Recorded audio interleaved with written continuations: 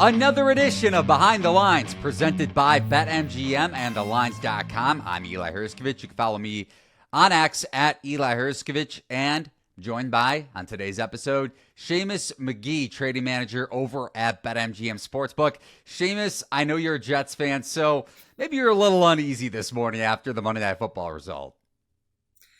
Hey, Eli, thanks for having me. Yeah, I wish I was here in a better mood, but it was just such a tough one last night. I don't even think the offense looked that awful. Defense couldn't get off the field. That's the issue. I mean, I don't think the Niners punted since the first quarter. It was it was just brutal to watch. Yeah, and you look at EPA per carry, an advanced metric, and I know some viewers and listeners like to look at, not to say it in a rude way, but surface level stats versus advanced stats. But when you consider the Jets allowed the 8th most EPA per carry in week 1 to Jordan Mason, Christian McCaffrey wasn't in, gets announced out about an hour and a half before kickoff. How did that impact BetMGM? Because the line was sitting around 49ers -4. McCaffrey was announced back in practice going back to last Monday. Then it wasn't announced that he left practice early on Friday, at least to most X users, Twitter users, whatever you want to call it these days. So how did you guys react behind the counter? It's a great question. So that's a pretty specific and hectic thing that happens for us when a guy like McCaffrey is announced out. You think all week like he's questionable, but it sounds like he's gonna play. He's gonna give it a go. So when that happens, we take the odds off the board. We have over 600 markets, 700 markets we offer every game. So those got to come down, and we do our best to get the spread, the total, the money line repriced right back up. The line went to 3.5. Not much movement after that. So the line was good. Then, there's a zillion player prop markets you can bet. So we had to reprice all the touchdown scores stuff, rushing yards. We had to make sure Jordan Mason had a good prop up for him. So there's a lot of work that close to kickoff that you got to get up in a timely manner. Yeah, Jordan Mason, 28 carries for $147 and a touchdown, averaging 5.3 yards per carry.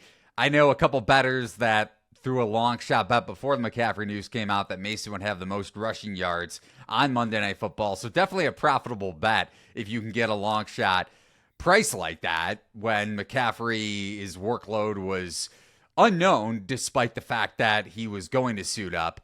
Then he gets announced before kickoff when the injury reports come out, the official ones, that he wasn't going to play. Any props, long shot props that got cashed like that at BetMGM that stood out?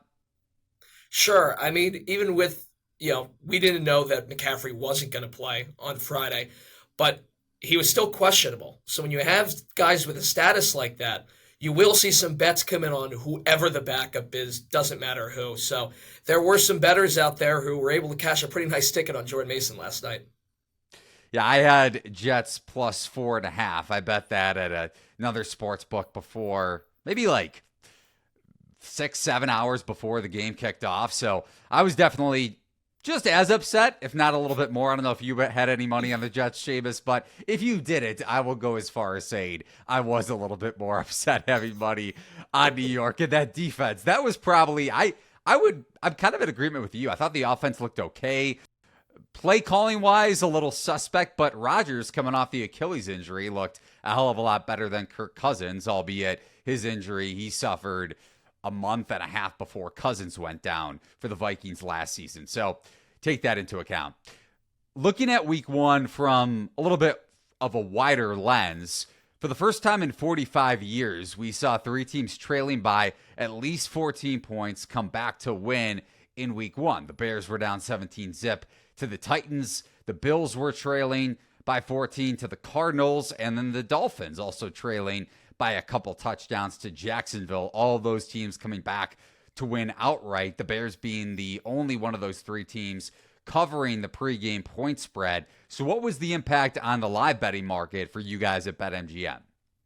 Yeah, so whenever you have favorites like that have like a double-digit comeback like that, you will see the live book take a bit of a hit on the live money lines, live spreads, so on and so forth. But all three of those games from a pre-live perspective were great results for the book. Those were three of our best games, especially for the 1 o'clock slate. Cardinals covering was huge. We actually needed the Bears to cover 4 points, which was a little surprising to me. I thought there'd be a little bit more Caleb Williams backers out there, but I think some people a little shaky on that first overall pick spread trend. And then, so yeah, those games ended up being all right in the end for us. Live book, maybe not the best results there, but on the games as a whole, pre and live, pretty good. We've mentioned a team like the Jets that failed to meet the market expectations. Jets before kickoff against San Francisco, 20-1 to win the Super Bowl, tied for around the eighth shortest odds to win it all with Aaron Rodgers. And again, the defense was more of a liability than the offense, seemingly on paper, especially with how San Francisco's zone rushing attack dominated that Jets defensive front.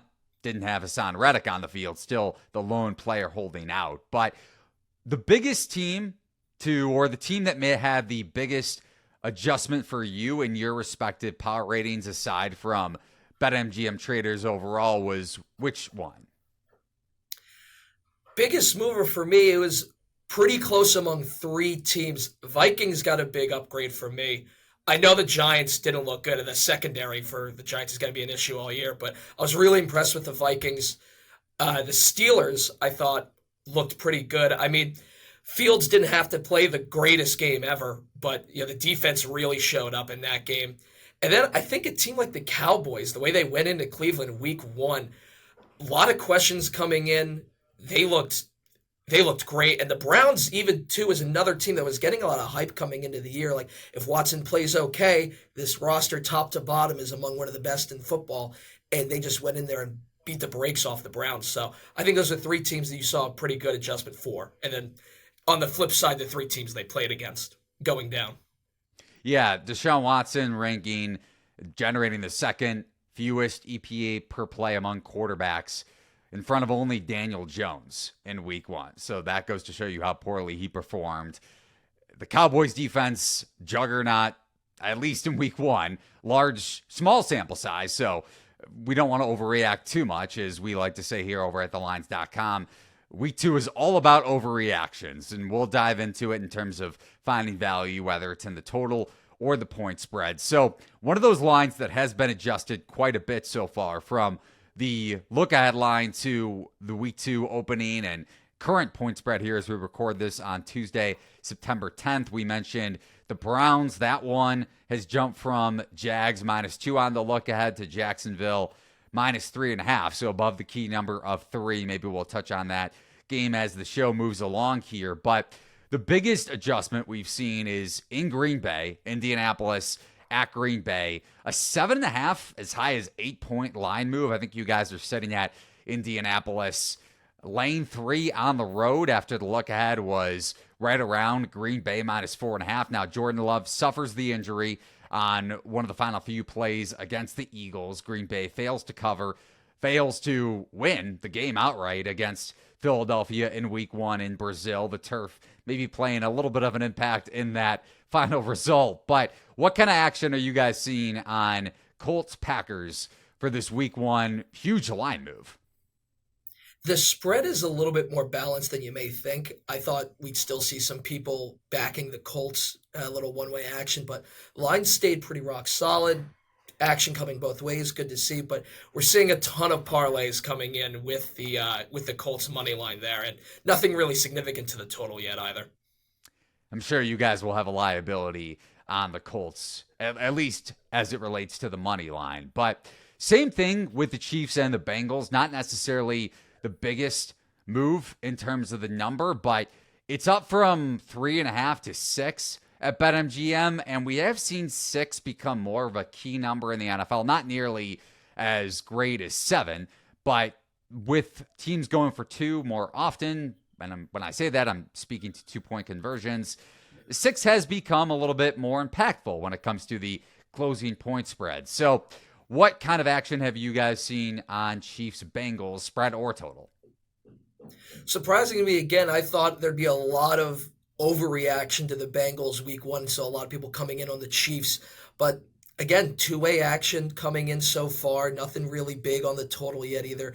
We will, I imagine, going to see just a ton of Chiefs money line parlays, teasers, you name it. So, regardless, I think we're going to want to see the Bengals keep it close.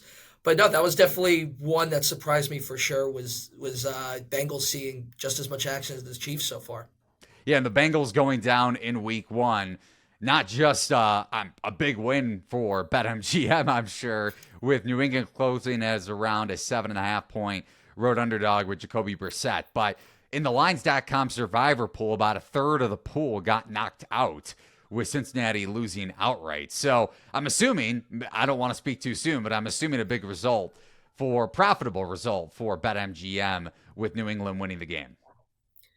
It was a big one because at the time, a lot of games felt like they weren't really falling our way in the 1 o'clock slate. So to get that one, it pretty much made up for anything else we got. But, that was definitely the biggest result, best result we had for the book in week one. Yeah, and then, Cardinals' backdoor was also huge, getting the touchdown there to make it close late. When we think of inflated point spreads from the look-ahead line to the current line, or at least the opening line from week two, late Sunday night or early Tuesday morning after 49ers Jets, and then the ensuing effect on Jets Titans and 49ers Vikings. To you, I'm not discussing the overall opinion of BetMGM, because I'm sure you guys won't want to share that information, but to you personally, Seamus, the biggest line move or the biggest over adjustment for a point spread in week two is which game? Call me biased, call it chalky. I think this Jets line is low against the Titans in week two. I think this is a good get-right game for the Jets. The Titans' defense looked pretty good stopping the Bears' offense, but you got to think Bears, a lot of new faces in that offense. The Jets had a week to kind of look at things, see how the offense I thought looked okay. I thought they ran the ball a little too much in the first half when they did have the ball. But I think that defense is definitely going to get a good week of practice and an earful from Saleh and Ulbricht probably at practice. I think they can win this game by at least 6. And Jets right around a 3.5, 4-point favorite at BetMGM as we're recording this. What about a total that seems inflated or maybe a little too deflated to you? This is a tricky one because week one is always tough, but I look at this Cowboys-Saints game and we open up 44.5. So sharp money took this to 45.5. I think you're going to see a big regression for the Saints offense. I don't think they're going to score enough points. I think the big thing that's going to come into the total is, will the Cowboys put up enough to make this game go over? And you go back to week one, I was don't want to call it a bad beat per se, just because the Browns had some opportunities to score before the final possession where the total went over, and it went over way before that in terms of the closing number, but I got it a couple weeks before at 43.5. So that final touchdown from Jerome Ford, not really the best result for me, but the Browns, of course, going for it twice in their own territory, not necessarily helping that result. And then Dallas also getting a punt return for a touchdown to open the second half, playing a role in that market. So all these other variables, when you think about a total and a point spread for that matter, coming into play, like Bears-Titans, you have a blocked punt for a touchdown and a pick six going Chicago's way. And if those two results don't happen, or at least the punt gets blocked, doesn't get returned for a touchdown, maybe the Bears settle for a field goal. Same thing on the interception, although that was later in the game. You could see Tennessee covering the point spread, and the argument could definitely be made that that was the biggest bad beat in week one. I think you could argue the Titans win the game outright. Like, anything that could have gone wrong for the Titans went wrong. The blocked punt, the pick six was just awful. I mean, it was something else to see in that second half of that game. And going back to your point about Saints as it relates to Cowboys against New Orleans at home in Dallas, I was actually higher than the market on the Saints coming into the season. Now, I'm not saying that the total may be a little bit inflated as it relates to New Orleans and their offensive output in week one against a Carolina defense that maybe the market was a little too high on, because I know bettors, I know a lot of bettors actually that were on Carolina in week one. But if New Orleans' offensive line, the key to that game is going to come down to New Orleans and the line of scrimmage, because if the Saints' offensive line can hold up against that Dallas defensive front, big ask, but considering it's a much tougher test than what the Saints faced against the Panthers in week 1. But I'm curious to see how New Orleans plays, just because I think that defense, although the offense overperformed expectation in week 1, I think the defense may be a little bit better than the market expects. And maybe you do look toward an under with that in mind in week 2, especially if variance doesn't come into play, like a punt return for a touchdown. We could see the lower scoring game that most expected from Browns Cowboys in week 2. So I may be with you there, depending on where this number moves during the week. But when we look at Thursday Night Football, the first game of the week with Bills and Dolphins, as it stands right now, another total that has shifted quite a bit, down from some books, BetMGM probably opening right around 51.5, 51, down to 49. And then the point spread, Dolphins right around 2, 1.5 point favorites, depending on where you're shopping. I believe Miami favored by 1.5 at home at Hard Rock Stadium on Thursday night against Buffalo. So what's the action so far for Thursday Night Football, Seamus? It's a lot of Dolphins money coming in early, both sharp and square. A lot of people rating the Dolphins higher this week at home. So right now, as it stands, we're going to be rooting for Buffalo. And it's interesting. I feel like this is a game usually we do see some good two-way action, because it's two teams that people are pretty loyal to, whether, how good are these two teams. So a lot of believers in Miami this week. As you all know by now, we've teamed up with BetMGM this season. We'll be using BetMGM lines to make all of our picks, and we'll have special offers for our listeners each week. If you haven't signed up with BetMGM yet, use promo code THELINES, that's the lines one word, and you will get up to a $1,500 first bet offer on your first wager with BetMGM. Here's how it works. Download the BetMGM app and sign up using bonus code THELINES. Deposit at least $10 and place your first wager on any game. You'll then receive up to $1,500 in bonus bets if your first bet loses. Just make sure to use bonus code THELINES when you sign up. See BetMGM.com for terms. 21 plus only. U.S. promotional offers not available in New York, Nevada, Ontario, or Puerto Rico. Gambling problem? Call 1-800-GAMBLER. Available in the U.S. Call 8778-HOPE-NY or text HOPE-NY 467-369 in New York. Call 1-800-NEXT-STEP in Arizona, 1-800-327-5050 in Massachusetts, 1-800-BETS-OFF in Iowa, and 1-800-981-0023 in Puerto Rico. First bet offer for new customers only, subject to eligibility requirements.